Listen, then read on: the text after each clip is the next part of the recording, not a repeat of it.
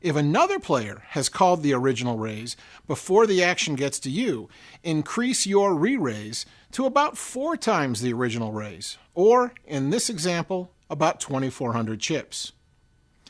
Now let's say we're facing that same 3x pre-flop raise, but we're holding a more speculative hand than pocket kings, something like pocket nines or king-queen suited. These are hands that we may very well like to see a flop with, but they're not so strong that we necessarily want to re-raise. In this case, calling may be the best option.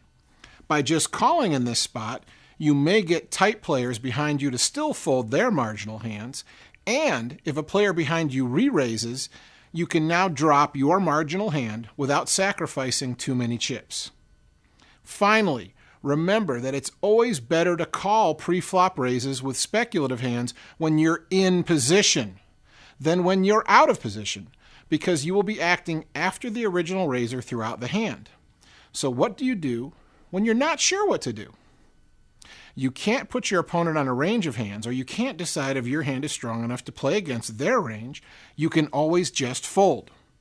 Remember, poker is about making the best decisions possible. Don't let ego or boredom convince you to play a hand that you shouldn't just because you're hoping to get lucky on the flop or want to outplay this opponent. Fold your hand and wait for a better spot. You will be better off in the long run.